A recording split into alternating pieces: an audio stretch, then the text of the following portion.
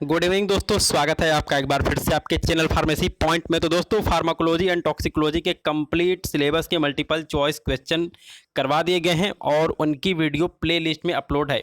और दोस्तों play list का लिंक मैं आपको इस वीडियो के डिस्क्रिप्शन बॉक्स में दे रहा हूं। आप वहां पर सभी मल्टीपल चॉइस क्वेश्चन वीडियो देख सकते हैं। तो चलिए दोस्तों आज के वीडियो को हम स्टार्ट करते हैं और आज हम करने वाले हैं मल्टीपल चॉइस क्वेश्चन के टेस्ट जो कि आपके फार्माकोलॉजी एंड टॉक्सिकोलॉजी सब्जेक्ट से पूछे गए हैं। तो चलिए दोस्तों इस वीडियो को शुरू कर लेते हैं। उससे पहले आप इस वीडियो को लाइक कर दें। तो दोस्तों पहला सवाल पूछा गया है कि study of drug absorption, distribution, metabolism and excretion is. तो दोस्तों आज हम जो मल्टीपल चॉइस क्वेश्चन वीडियो कर रहे हैं इसका यूनिट है जनरल फार्माकोलॉजी। जी हाँ दोस्तों, आज हम जनरल फार्माकोलॉजी के कुछ बेसिक मल्टीपल चॉइस क्वेश्चन करने वाले हैं।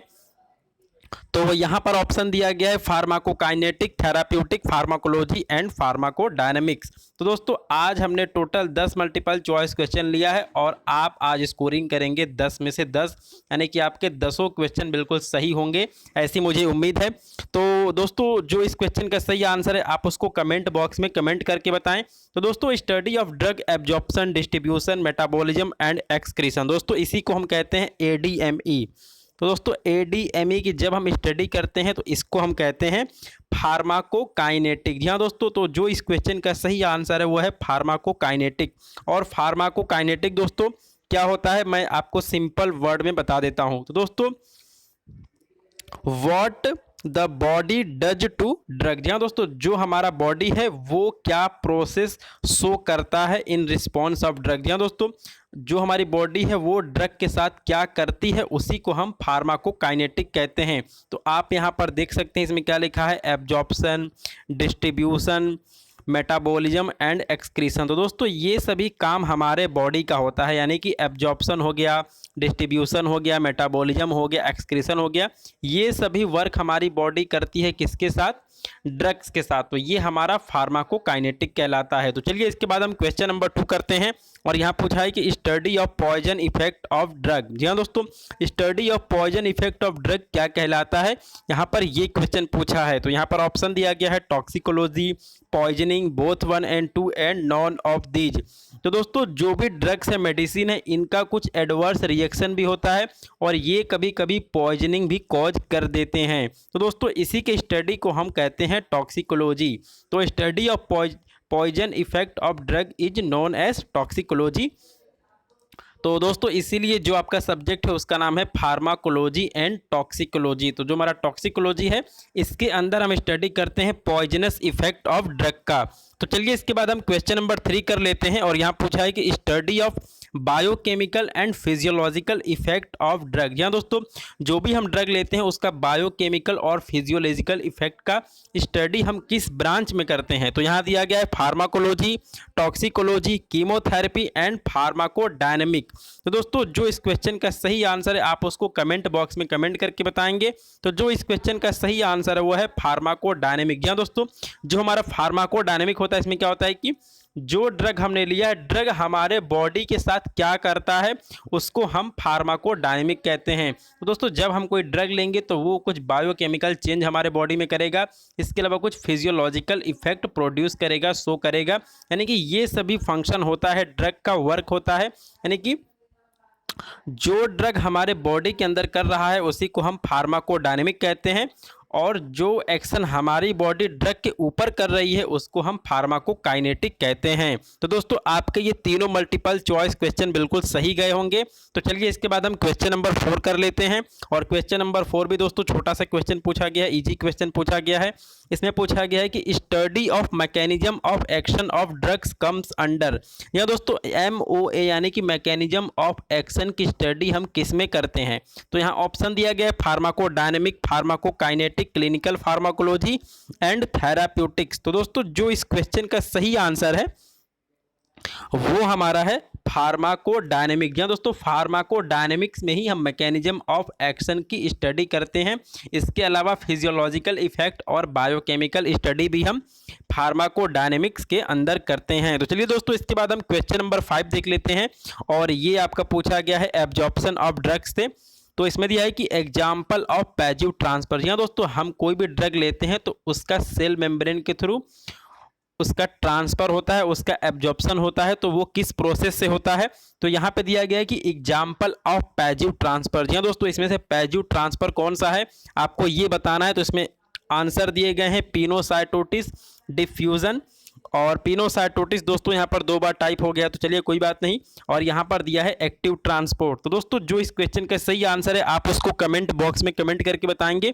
तो दोस्तों डिफ्यूजन जो है ये हमारा पैसिव ट्रांसफर का एग्जाम्पल है। बाकी पिनोसाइटोसिस इसके अलावा एक्टिव ट्रांसपोर्ट, ये सभी हमारे स्पेशलाइज्ड ट्रांसपोर्ट के एग्जाम्पल हैं। ये सभी हमारे स्पेशलाइज्ड ट्रांसपोर्ट के एग्जाम्पल हैं। और जो हमारा डिफ्यूजन है ये हमारा पैसिव ट्रांसफर का एग्जाम्पल है। तो चलिए इसके बाद हम क्वेश्चन नंबर 6 कर लेते हैं। और ये भी बहुत इंपॉर्टेंट क्वेश्चन है। यहाँ पूछा गया है कि सिंपल डिफ्यूजन इज। तो दोस्तों आपको बताना है कि जो हमारा सिंपल डिफ्यूजन है ये किस तरह का प्रोसेस होता है। ये आपका यूनिडायरेक्शनल होता है, बाई डायरेक्शनल होता है, मल्टी डायरेक्शनल होता है, या फिर नॉन ऑफ दीज। तो दोस्तों जैसे ये हमारी कोई सेल हो गई, दोस्तों ये हमारी सेल है, तो इसके अंदर प्रोटीन, माइक्रोमोलिक्यूल, इसके अलावा दोस्तों कोई भी ड्रग्स मॉलिक्यूल्स हो गया, ये इसके अंदर जाती हैं और उसके बाद फिर से बाहर आती हैं। दोस्तों ये फिर से बाहर आती हैं, तो इसलिए ये बाई डायरेक्शनल प्रोसेस होता है। जी हाँ दोस्तों, ये हमारा जो इसका सही आंसर है वो होता है बाई डायरेक्शनल। तो इसमें लिखा है कि सिंपल डिफ्यूजन इज। तो दोस्तों आप इस बात को याद रखेंगे कि जो हमारा सिंपल डिफ्यूजन का प्रोसेस है ये हमारा बाई डायरेक्शनल होता है। तो चलिए इसके बाद हम क्वेश्चन नंबर 7 कर लेते हैं। और क्वेश्चन नंबर 7 हमारे सामने आ चुका है। इसमें पूछा है कि proteins and macromolecules are transported by. जी हाँ दोस्तों, प्रोटीन्स और माइक्रोमोलिक्यूल्स यानी कि बड़े मॉलिक्यूल किस प्रोसेस के द्वारा ट्रांसफर किए जाते हैं। यहाँ पर ये क्वेश्चन पूछा गया, तो इसमें ऑप्शन दिया है pinocytosis, facilitated transport, filtration and simple diffusion. तो दोस्तों जो इस क्वेश्चन का सही आंसर है वो है पिनोसाइटोसिस। दोस्तों पिनोसाइटोसिस क्या होता है मैं आपको बता देता हूँ। जैसे दोस्तों हम फूड लेते हैं, डाइट लेते हैं, खाना खाते हैं दोस्तों, वैसे ही जो हमारी सेल होती है, ये हमारी सेल हो गई, आप इसको मान सकते हैं, ये डायरेक्ट प्रोटीन्स और माइक्रोमोलिक्यूल्स को इनटेक करती है। जी हाँ दोस्तों, ये डायरेक्ट माइक्रोमोलिक्यूल्स और प्रोटीन्स को इनटेक करती है, इसी को हम कहते हैं पिनोसाइटोसिस। तो चलिए इसके बाद हम क्वेश्चन नंबर 8 कर लेते हैं। और यहाँ पूछा गया है कि water soluble substances are transported by. जी हाँ दोस्तों, जो वाटर सॉल्युबल सब्सटेंसेज हैं ये किस मेथड के द्वारा ट्रांसफर होते हैं। तो इसमें दिया है filtration, active transport, pinocytosis and diffusion. तो दोस्तों जो इस क्वेश्चन का सही आंसर है वो है फिल्ट्रेशन। जी हाँ दोस्तों, जो हमारा फिल्ट्रेशन मेथड है इसी के द्वारा वाटर सॉल्युबल सब्सटेंसेज जो हैं वो पास करते हैं। तो चलिए इसके बाद हम क्वेश्चन नंबर 9 कर लेते हैं। और ये आपका पूछा गया है फैक्टर्स अफेक्टिंग ड्रग एब्जॉर्प्शन से। तो दोस्तों absorption of drug influenced by. तो दोस्तों आपको बताना है कि जब हम कोई ड्रग लेते हैं तो वो किसके द्वारा प्रभावित होती है, उसका एब्जॉर्प्शन किसके द्वारा प्रभावित हो सकता है। तो आप यहाँ पर ऑप्शन दे सकते हैं। यहाँ पर लिखा है फिजिकल स्टेट ऑफ ड्रग। तो दोस्तों ये भी एक फैक्टर है। Particle size of drug, route of drug administration. जी हाँ दोस्तों, और ऑल ऑफ दिस। तो जो इस क्वेश्चन का सही आंसर है वो है ऑल ऑफ दिस। तो चलिए इस क्वेश्चन को हम थोड़ा सा समझ लेते हैं। तो यहाँ पे लिखा है फिजिकल स्टेट ऑफ ड्रग। जी हाँ दोस्तों, जैसे कोई ड्रग जो है वो आपका लिक्विड फॉर्म में है, कोई ड्रग आपका जैसे आपका हो गया टैबलेट हो गया, ये आपका सॉलिड फॉर्म में होता है। और कुछ ड्रग्स होती हैं वोलाटाइल होती हैं दोस्तों, तो उनको हमें सूंघना पड़ता है। तो आप यहाँ पर देख सकते हैं फिजिकल स्टेट ऑफ ड्रग, यानी कि जो ड्रग लिक्विड स्टेट में होगी दोस्तों वो जल्दी एब्जॉर्ब होगी in compare to solid state. और यहाँ पे लिखा है पार्टिकल साइज ऑफ ड्रग। तो दोस्तों पार्टिकल साइज जितना ज़्यादा छोटा होगा उसका सरफेस एरिया उतना ही ज़्यादा होगा, और अगर सरफेस एरिया ज़्यादा होगा तो उसका एब्जॉर्प्शन भी बहुत ही जल्दी, बहुत ही दोस्तों बहुत ही रैपिड तरीके से होगा। और यहाँ पे लिखा है रूट ऑफ ड्रग एडमिनिस्ट्रेशन। जी हाँ दोस्तों, अगर हम ओरल रूट से किसी भी ड्रग को लेंगे तो उसको एब्जॉर्ब होने में लंबा समय लगेगा, लेकिन अगर हम उसको लेंगे पैरेंट्रल रूट से तो वो फटाफट एब्जॉर्ब हो जाएगी। तो दोस्तों ये सभी फैक्टर्स जो हैं वो इन्फ्लुएंस करते हैं ड्रग एब्जॉर्प्शन को। इसके अलावा दोस्तों कुछ फैक्टर्स और भी होते हैं, जैसे सॉल्युबिलिटी हो गया, कंसंट्रेशन हो गया, एरिया ऑफ एब्जॉर्बिंग सरफेस हो गया। तो चलिए दोस्तों इस वीडियो का हम लास्ट क्वेश्चन देख लेते हैं। और लास्ट क्वेश्चन आ चुका है। इसमें पूछा है कि which is not a parenteral route. तो दोस्तों पैरेंट्रल का मतलब क्या होता है, पैर, ये हमारा 2 वर्ड से बना है, पर एंड एंट्रल। दोस्तों एंट्रल का मतलब क्या होता है, इसका मतलब होता है GIT। दोस्तों आपको ऐसा रूट बताना है कि जो कि आपका ओरल रूट से अलग है। तो दोस्तों which is not a parental route, तो दोस्तों ओरल रूट के अलावा जो भी रूट से हम किसी ड्रग को एडमिनिस्ट्रेशन करते हैं उसको हम पैरेंटल रूट कहते हैं। तो आप यहाँ पर देख सकते हैं ओरल रूट, इनहेलेशन, इंट्रामस्कुलर और ड्रग डिलीवरी सिस्टम। तो दोस्तों जो इस क्वेश्चन का सही आंसर है वो है ओरल रूट। ओरल रूट के अलावा और दोस्तों लोकल एप्लीकेशन के अलावा, ओरल रूट और लोकल एप्लीकेशन। दोस्तों लोकल एप्लीकेशन क्या होता है, जैसे अपने स्किन पे दोस्तों अपने स्किन पर हम टॉपिकल ऑइंटमेंट या फिर क्रीम का यूज करते हैं तो उसको हम लोकल एप्लीकेशन कहते हैं। तो दोस्तों इन दो रूट के अलावा जिस भी रूट से हम ड्रग